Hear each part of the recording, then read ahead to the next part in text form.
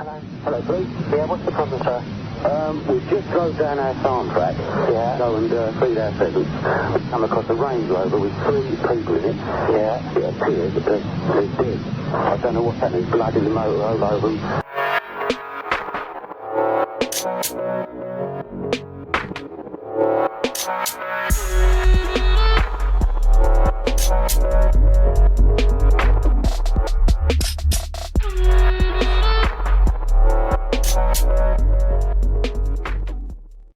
And welcome back to a new video on the Essex Boys case. As always, if you are enjoying the content, please do give the video a thumbs up. And if you're interested in the Essex Boys case, or simply true crime in general, don't forget to hit the subscribe button below. And in this video, we take a look at 3 eyewitness accounts of gunshots being heard on the evening of December the 6th. Was this a murder, as we've been told all along, which happened just before 7 PM on December the 6th, 1995? Or are there statements out there which lend more credibility to the story of Billy Jasper? The following statement is from Stephen Rodgers, dated the 13th of December 1995. I live at 9 acres Rettendon Common, Essex. I would describe my home as a detached dwelling with 3/4 of an acre of land containing 4 stables. We are in a valley surrounded by fields, situated to the west of the A130 and west of the Wheatsheaf Public House. At this time there are 3 horses and a foal in our stables. The foal is being weaned off its mother and therefore requires to be fed at all times of the day and night. I can say that it is not uncommon to hear gunshots during the day and early evening in this area, although I am not a shooting person and I do not possess a gun. During the evening of Wednesday the 6th of December 1995, I was working in our village hall where I finished at 22:45 hours, returning home by 2300. I then had a sandwich and 2 cans of beer before going out to the stable to feed the foal. I would estimate the time to be 23:45 hours. I have to mix the food, feed the animal and wait for the foal to finish, which normally takes around half an hour. On this occasion, I'd given the foal some food and given some attention to the other horses. I would estimate the time to be about midnight or a few minutes later. I was standing outside the stable when I heard a series of gunshots. These shots, I believe, came from a southerly direction. I walked to the fence at the rear of the stables trying to see where these shots could have come from. I saw nothing. Although it was cold and very late, if I had just heard 2 shots, I wouldn't have taken much notice. I would have thought it was someone out shooting rabbits. The gunshots I heard were more than 2 in number, and they were of rapid fire. A fusillade of shots. There was no pause to reload in between these shots, and they were rapid in succession. I couldn't say how many shots there were. I heard 2 shots, I expected the noise to stop, but it just continued. After these shots, I didn't hear anything else. I remained out at the stables for around 10 minutes before returning to my home. As I walked inside in the light of my hallway, I checked my wristwatch and the time was midnight. I didn't think any more about these gunshots until I heard people shooting in the area over the weekend. This prompted me to remember the unusual noise I had heard on Wednesday night, and I reported the matter to the police. Okay, so firstly, to talk about this particular statement and how feasible I believe this is, let's just bring up exactly where this 9 acres in Rettendon is located. You can see on the map here that it's just under, literally just under a mile away from 9 acres to where the Range Rover was situated down Workhouse Lane.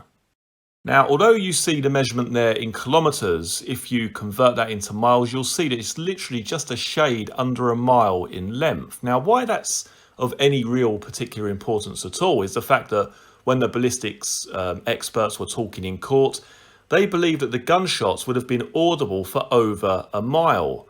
Now, that sounds, incredible, doesn't it? The fact that you could hear it from over a mile away. But I think we also need to remember that we're looking at a very quiet evening, especially around this time of night. The snowfall, which was coming down intermittently throughout the evening. The roads would have been a lot less busy during this time if it was around midnight. So it would have been quite an eerily still, cold evening. What is also interesting about this statement is obviously the way in which this man describes what he's actually heard. The fact that he hasn't just heard 1 or 2 shots.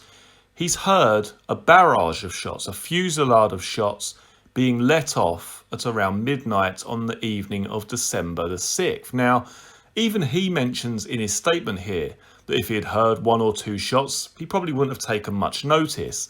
And this is something which is often brought up in the comment section to these videos. How could the person at Rettendon Hall not have heard the shots on the evening of December the 6th? How could the farmers at White House Farm not have heard the shots? How could any passing cars not have heard the shots? Any residents nearby? Simply, it's because in this area of countryside, shooting and hearing the sound of shooting was commonplace.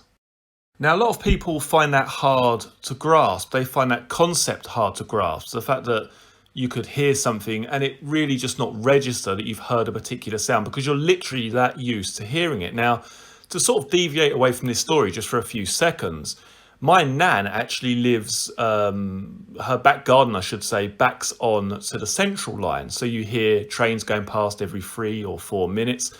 You know, initially when you get there, you pay attention to them. You can hear the trains going past, you can see them, you hear the sound. But after, say, a few hours, you become so used to hearing it, you just don't take any notice of it. And I think that's what we're experiencing here when we look at some of the statements from local residents. They're so used to hearing this sound that it's nothing out of the ordinary. It's nothing that registers in their head as something unusual. Now, a few people will say, well, clearly Tucker, Tate and Rolfe were killed just before 7 p.m. as that's when their phones go out of action. That's when the phone calls stop coming. They stop answering their phone. They stop dialing people, etc., etc. And really that piece of evidence was used as kind of like a forensic key that they died at around 7 p.m. or just before, I should say. Now, although I can't go into hardly any detail regarding this, I believe that a new appeal or a ongoing appeal is focusing on these calls regarding Tucker, Tate and Rolfe. And there is some word or some rumour, I should say, that Pat Tate's phone was in use after 7 p.m. Now, I can't say that that is for sure as I haven't seen the documents myself, but I certainly believe that there's a little bit more to this than meets the eye.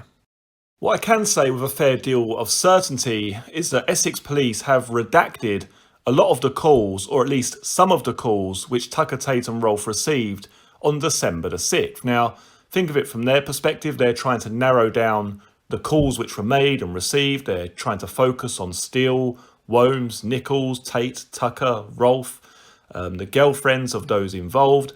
But by all accounts, there are some calls which were either made or received near 7 p.m. on the evening of December the 6th, which were redacted by the Essex police. Now, that is the word that I am getting. As I say, I cannot confirm that, but that is what I have been told by a reliable source who is involved in this new appeal.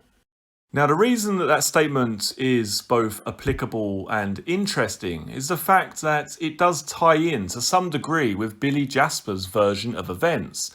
The man who claims that he was the getaway driver that night, that he dropped off a single individual who climbed over a gate in Rectory Lane, or on Rectory Lane, I should say, and then returned sort of 30 minutes to 45 minutes later with, I think it was 3 kilos of cocaine, having killed Tucker, Tate and Rolfe. Now, we know in the Range Rover there was an empty head bag. Could that have been what they were carrying that night? Could this explain the gunshots which were heard at around midnight? Does it also tie in with the fact that the Range Rover was found frost-free on the morning of December the 7th? The next statement comes from Michael Streliuptin, dated the 10th of December 1995, where he states the following. I own and run Leppage's farm situated at Rettendon Common, East Hanningfield Road. The farm is situated off the A130 main road. As part of my work, I deal with animals, and around 6 times a week I have cause to leave my farm and go and collect animal food. The place I go to collect the animal food is in North Woodham Bakeries, and I leave at around 19:30 hours to 19:45. On Wednesday, the 6th of the 12th, 95, I had to again go to North Woodham Bakeries to collect food for the animals. I recall having my evening meal that day at around 1900 hours, and after that I sorted out my vehicle to go and collect the food. I left in my Land Rover, index number CA27UKV, and went via a petrol station to fuel a vehicle and then on to North Woodham. The journey usually takes 20 minutes. However, on this occasion it took longer due to getting fuel and being delayed at the bakeries. However, I recall returning home to the farm at around 2100 to 2130 hours, the exact time I cannot remember. It was around this time, whilst I was unloading the Land Rover, that I heard the sound of a rapid burst of gunfire coming from the area of Workhouse Lane. I was quite used to hearing gunfire coming from this area on Wednesdays, as this is a day that there are shoots in the fields and the surrounding area. However, I was quite surprised to hear the shots so late at night. I would describe the sound as either 2 or 3 shots being fired very closely together. Although I believe I heard the shots being fired at around 2100 to 2130 hours when I had returned from the bakeries, it may have happened just before I left, at around 1930 to 1945 hours. I am able to remember this incident so well, as it was unusual to hear gunshots so late in the day. The shoots that occur on the Wednesday is clay pigeon shooting and runs the entire day until it gets dark.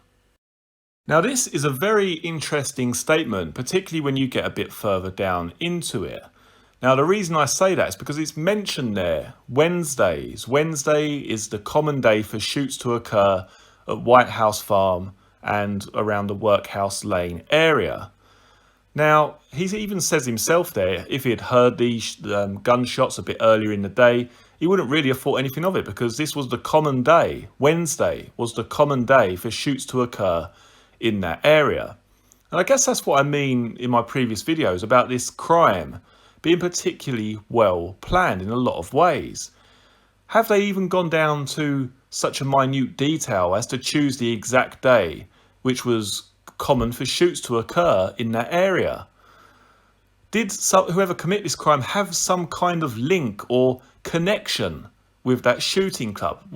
What is telling me this statement is that whoever did this crime potentially had at least the knowledge that these gun shoots would take place on a Wednesday, the perfect day to commit a triple murder, the perfect day for these gunshots to blend in with the surrounding area. Interestingly, there was due to be a late evening, or I should say a late afternoon shoot at White House Farm on the afternoon of December the 6th, but this was for some reason cancelled.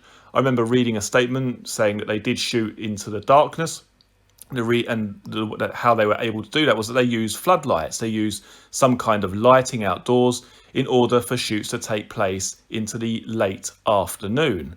But for some reason on December the 6th, that shoot was cancelled. Now, I've just pulled up the statement from William Theobald, the brother of Peter Theobald, the farmer who discovered the bodies of Tucker, Tate and Rolfe. And it's in his statement that he states the following: I currently only shoot on a Wednesday up until around 1830 hours. On Wednesday, the 6th of the 12th, 95, the shooting stopped when it became too dark. I estimate the last shots were fired at around 1545 hours. I do have lighting facilities to allow us to shoot after dark, but on the above date it was getting cold and the last visitor had an interest in our lakes, so we went to discuss my pond which is beside my home. So that's interesting there. Just to have a picture of that in your mind. There were people there shooting just a few hundred yards from where the Range Rover was discovered, just a couple of hours potentially before Tucker, Tate and Rolfe were murdered, 2 or 3 hours before this triple murder took place. That's quite, not odd, but it's quite a sort of eerie thing to actually think about. The final statement comes from David Gibbons, dated the 10th of December 1995, where he states the following: I reside at the address given with my family. I own an upholstery business which is situated at Old Hall Farm, The Barns, A130 at Rettendon, Essex. The premises consist of a breeze block type construction. There are no windows in the building, but there is a main door 6'6" by 8. This building is about 50 yards from the main A130 road. It is about the same distance to where the police have sealed the entrance to a small lane recently. On Wednesday, the 6th of the 12th, 95, I was at work in company with my wife Sarah. I had started work at 7 AM. My wife joined me later in the day. I'm not sure of the exact time, but it was late afternoon or early evening when I heard the sound of gunshots. My wife had just gone out to fill some water containers from a nearby tap. The door of my building was closed at this time, and as she opened the door on her return, I heard 3 shots in quick succession. I remarked to my wife saying, "It's a bit late for shooting." I didn't take any notice of this and I carried on working. I think the time of the shots may have been around 1800 hours. I say this because I was buttoning settees. I normally take around 2 hours to do each settee. I was on my 3rd one, and having started doing this around midday, I can only put the time as around that period. It's not uncommon to hear gunshots in that area, because there is a clay shoot and also quite a few individuals shoot game in the area. I do not recall seeing anyone in the area of the barn, and I can say that apart from my wife and I, there were no other people working there. My wife and I are the only people that use the barns, apart from the landlord David O'Callaghan of Ivanhurst Limited, South Woodham Ferrers. Okay, so certainly a very interesting statement there, and one which I guess really could tie in with the official supposed version of events for the evening of December the 6th. Now, the reason I say that is because this guy is quite vague in his timings here. He's really just going by how long it usually takes him to do his work or complete his work. So could it be that it wasn't actually 6 PM that he hears these shots, but more like 6:45 or just before 7 PM? I think that's actually quite likely. What's also worthy of mention is the fact that this guy appears to be situated quite close to Workhouse Lane. This is really the only statement that I've read to you out of these 3 which could tie in with, as I say, the official supposed version of events for the evening of December the 6th. If you would like to learn more about the Range Rover murders as told in court, then please click on the video in front of you now. You'll also see the Essex Boys playlist, which has an array of separate videos regarding this case in one convenient folder. Many thanks for joining me for this video. I look forward to seeing you all again for the next one. Take care. Cheers.